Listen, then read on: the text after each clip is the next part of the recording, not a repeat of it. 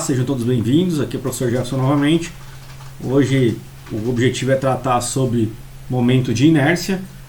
O que seria momento de inércia? É uma propriedade geométrica, assim como a área, que mensura o afastamento da área de uma seção transversal de um determinado eixo.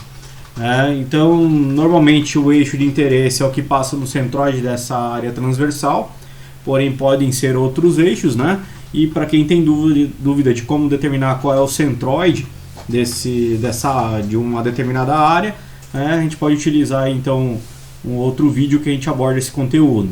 Aqui temos o exemplo então da régua ou da tábua, isso vocês podem testar. Então, basicamente o que a gente pode observar, temos aqui dois exemplos, o exemplo 1 e o exemplo 2, em que o material é o mesmo, utilizado, o que muda, a geometria aqui também é a mesma, porém o que muda aqui é basicamente a posição. Se eu aplicar um carregamento, exatamente nessa extremidade e fixar lá, a outra extremidade, eu vou notar que essa tábua aqui vai ter uma certa flexão, Então, sabendo dessa flexão, se eu aplicar o carregamento nessa extremidade também e fixar a outra extremidade, essa tábua aqui também também vai ter uma flexão correspondente. Porém, qual das duas terá uma flexão maior? Qual das duas eu vou conseguir observar uma flexão maior?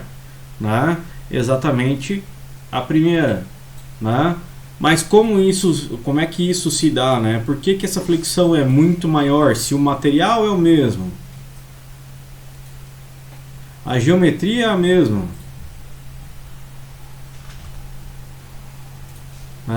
O que muda? Basicamente a posição, E isso é interessante por quê? Porque se eu colocar aqui um ponto exatamente no centroide dessa figura e traçar um eixo aqui passando por esse centroide, vou chamar de eixo X, aqui também temos o centroide e aqui temos o eixo X também. O material, a área, na figura 2, aqui na segunda geometria, está muito mais afastada do eixo X do que a da primeira tábua, Então a gente pode ver que o afastamento é muito menor, Essa altura aqui, E é exatamente isso, que o momento de inércia consegue mensurar para a gente, ok? Então, momento de inércia de superfície, se eu considerar uma viga em flexão pura, então as forças internas em qualquer seção da viga são forças distribuídas que variam linearmente com a distância entre o elemento de área e o centroide da seção, E basicamente, ele vai ter uma distribuição, Então, se eu tenho essa viga, vista de forma lateral, vou colocar ela aqui desenhada.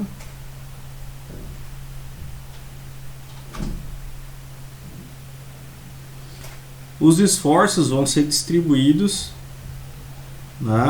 Então, conforme está sendo mostrado ali,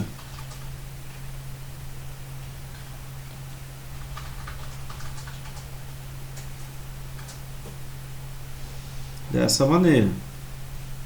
Então, quanto mais afastado do centroide, maior o esforço interno, sendo que esse ponto aqui é o centroide.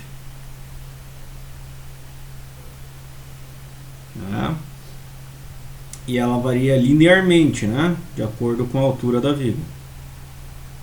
Então, linearmente, exatamente como eu mostrei aqui, uma reta. Ok?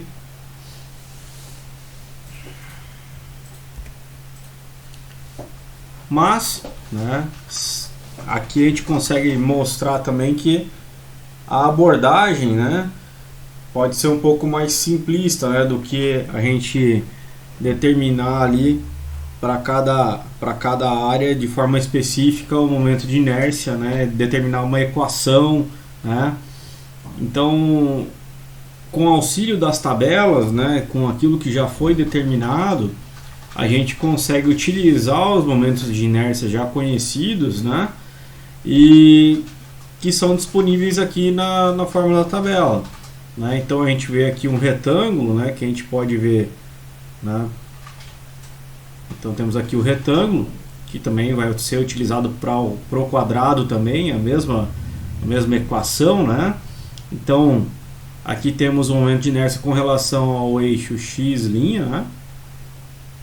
Então com relação a esse eixo aqui, que vai ser 1 sobre 12 b vezes h ao cubo, sendo que o b é a parte inferior aqui, o h é a altura, né, do retângulo. Já com relação ao y', e olhando aqui, ó, o y' e o x', eles estão, né, referenciados no centroide, né? Com relação ao y', a gente vê que a fórmula praticamente é a mesma, porém o que muda aqui é a base ao cubo, né, vezes o h, certo? Então sempre ficar atento, porque pode modificar aqui, né, apenas de forma sutil, mas que impacta bastante aí no resultado, né? Agora, com relação aos eixos x e y, já temos outro momento de inércia. Então mudou o eixo, muda também o momento de inércia. Então é sempre importante a gente ver qual eixo a gente tem interesse. Então aqui temos o eixo x, né, e o eixo y.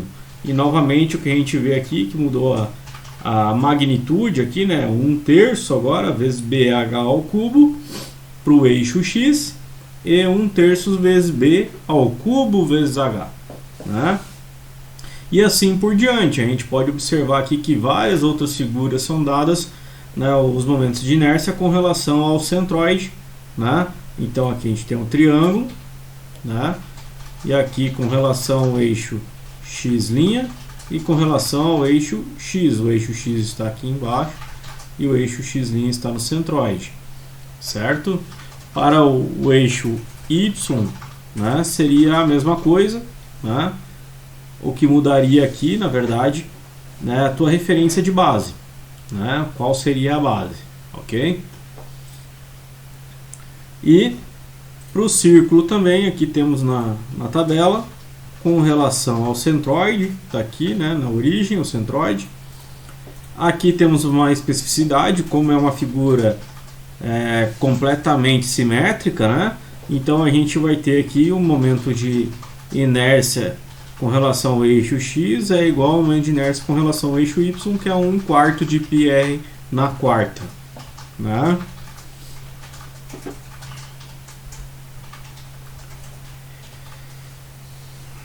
Aqui são mostradas a de semicírculo, 1/4 de círculo, né, e elipse, né? Essas tabelas são comuns, né, e tem no livro texto que é utilizado, né? Então a gente consegue observar sempre, a única coisa que a gente tem que estar atenta é com relação a qual eixo que a gente está trabalhando de acordo com essa figura da tabela, né? Então a gente vê aqui que o eixo x não está alinhado ao centroide da figura, né? Se eu quisesse, por exemplo, no semicírculo, né, o eixo x alinhado ao centroide aqui, eu teria que utilizar outra técnica, né? Colocar um x', se eu quisesse determinar o i, o momento de inércia, com relação ao x', eu não saberia, eu teria que utilizar outra técnica, ok? E aqui para a elipse também é apresentado. Então tem uma infinidade de figuras aqui que a gente pode trabalhar, né, e utilizar o conhecimento já adquirido, já determinado aqui as equações, para que a gente possa acelerar o nosso processo aí de aprendizado. Então aqui são outros, né, momentos de inércia. Então a gente vê em algumas algumas tabelas. Então quando a gente tem alguns perfis aqui, perfil I, né? Então a gente pode ver aqui que de acordo com o perfil I aqui os tamanhos, né? Então a gente vê aqui tem diversos tamanhos. Ele já mostra aqui qual é a área aqui em polegada, né? E também mostra aqui o momento de inércia com relação ao eixo X, né? Certo? E ele fala aqui, ó, com relação ao eixo XX, que está mostrado aqui na figura, e com relação ao eixo YY também mostra aqui na figura, certo? E assim para os outros também. Então, algumas vezes, né, quando a gente for utilizar algum perfil comercial, a gente pode ser que a gente localize esse perfil comercial e já o momento de inércia, né, já determinado pelo fabricante. Então podemos utilizar esses valores como uma referência, ok? A única coisa que tem que ficar atento é a unidade que está sendo utilizada. Aqui é em polegada, né? Aqui eu já tenho em milímetros na quarta, né? Veja que aqui está acompanhado vezes 10 na sexta. Então quer dizer que aqui, por exemplo, no primeiro, para esse primeiro exemplo aqui, né, seria 554 vezes 10 na sexta milímetros na quarta, né? Então é importante aqui a gente ficar atento, né, em como utilizar essas tabelas da forma correta.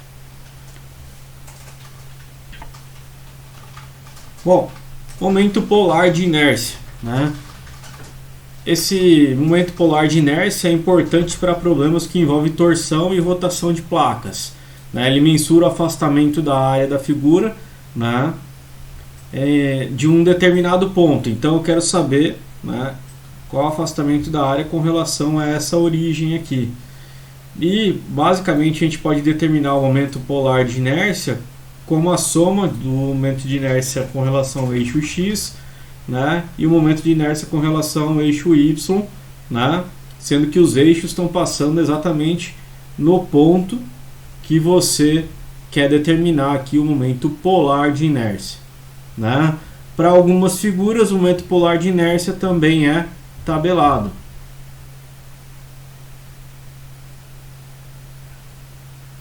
Mas caso a gente não saiba qual é, basta fazer a soma do momento de inércia, né, em X e em Y com relação aos eixos que estão passando naquele ponto ali que você tem o desejo de saber, né, o momento polar de inércia, ok?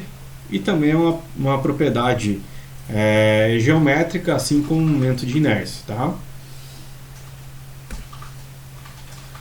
Agora um ponto importante é o teorema dos eixos paralelos, né? E ele é importante por quê? Porque quando a gente tem algumas figuras mais complexas, a gente pode se utilizar do teorema dos eixos paralelos, né, e do conhecimento de momentos de inércia tabelado para determinar o momento de inércia de uma figura complexa, né? Então, quando se conhece o momento de inércia de uma geometria com relação a um eixo, porém deseja-se em outro eixo, utiliza-se o teorema dos eixos paralelos. Então eu tenho uma figura qualquer aqui, como está sendo mostrado aqui, né? Então essa figura aqui que está em azul, né? Tem uma figura qualquer, eu sei qual é o momento de inércia com relação ao centroide e eu quero determinar qual é o momento de inércia com relação ao eixo AA, né? Então, basicamente, o momento de inércia que eu quero determinar seria esse daqui. Então, eu vou ter que saber o momento de inércia com relação ao eixo BB e adicionar, né, da área dessa figura. Então, eu vou saber a área dela.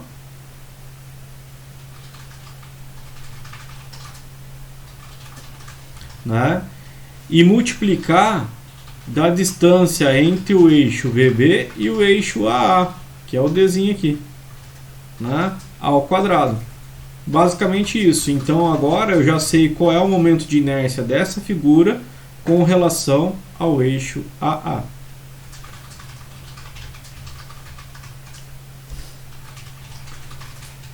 Bom, vamos a um exemplo aqui então. Determinar o momento de inércia de uma superfície circular em relação a uma linha tangente ao círculo.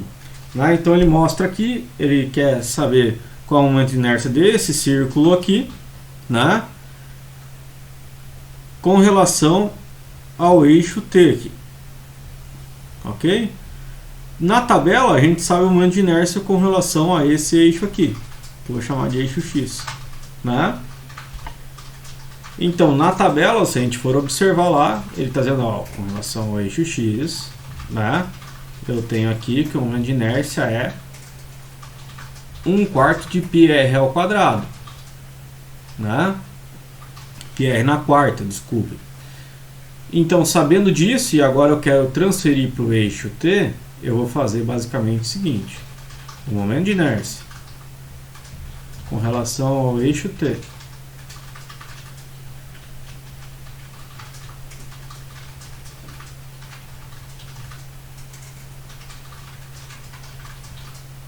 é igual ao momento de inércia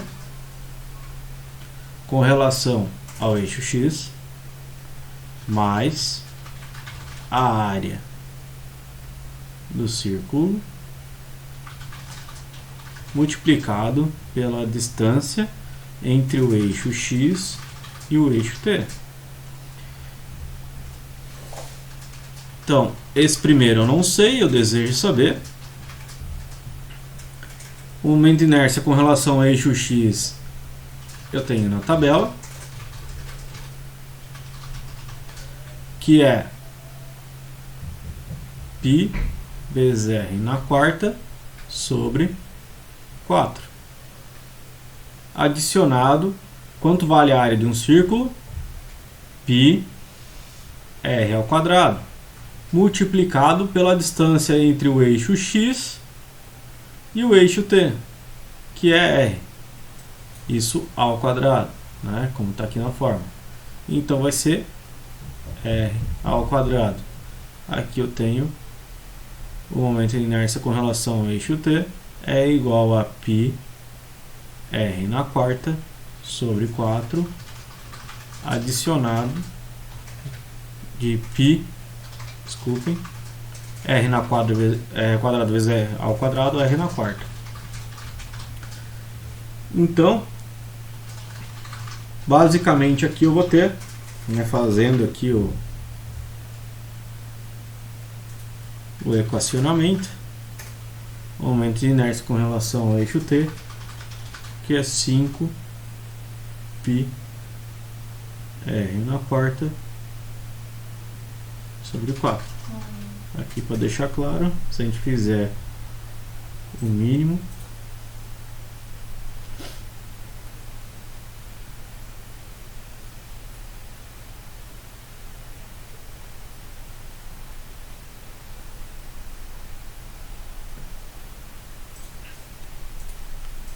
acabará nisso.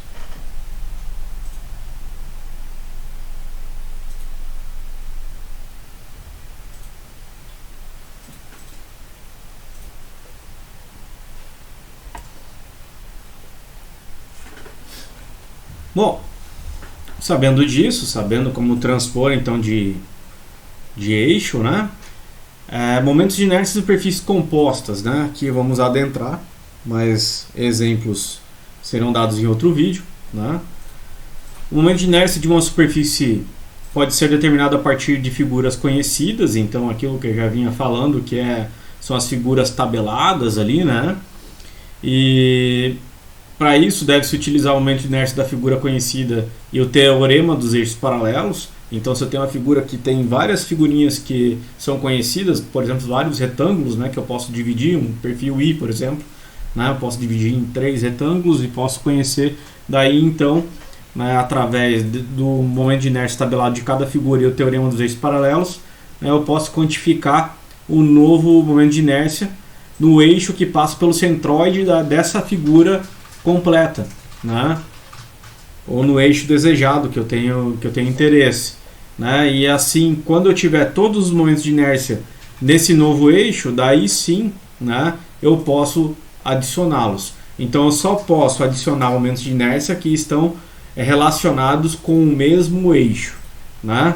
Então todos têm que passar pelo mesmo ponto, né? Então se eu somar momentos de inércia que estão em eixos diferentes, eu estou fazendo algo que não está correto, né? Que não vai me trazer uma grandeza que eu possa aproveitar, né?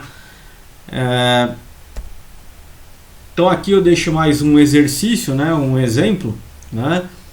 Então você vai projetar uma peça de aço para ser utilizada em topografia e adota uma peça com seção retangular de altura de 0,2 e base de 0,4, né? Que seria esse primeiro desenho, né?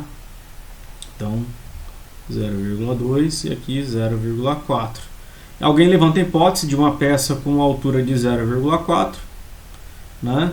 E base 0,2, né? É mais resistente à flexão. Prove que essa hipótese é verdadeira ou não.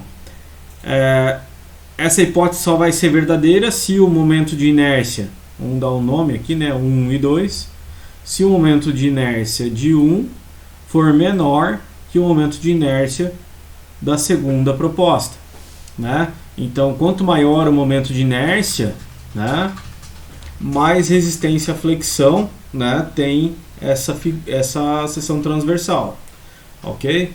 Então, dessa forma, a gente vê aqui que isso aqui são dois retângulos, né, e o momento de inércia com relação ao eixo, né, que passa pelo centroide, o eixo X, né, basicamente é BH ao cubo sobre 12. Conforme a tabela, eu quero com relação ao eixo X', eu pego o momento de inércia I e X', BH ao cubo sobre 12. Sabendo disso, então eu vou calcular para a primeira proposta, né? Então o momento de inércia de 1 é igual a B 0,4 vezes 0,2 ao cubo sobre 12. E para a segunda, vamos organizar. A base agora é 0,2, que multiplica 0,4 ao cubo sobre 12. Portanto,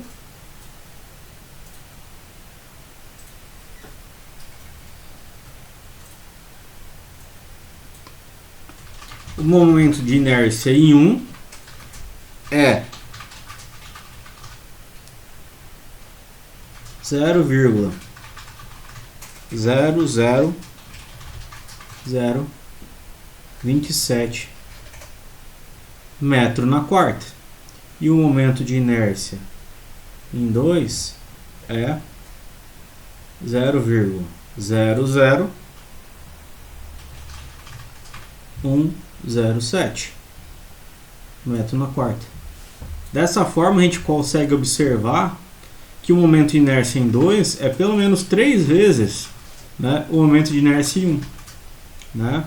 Portanto, é verdade que o momento de inércia em 2, né, é maior que o momento de inércia em 1. Dessa forma, a hipótese é verdade.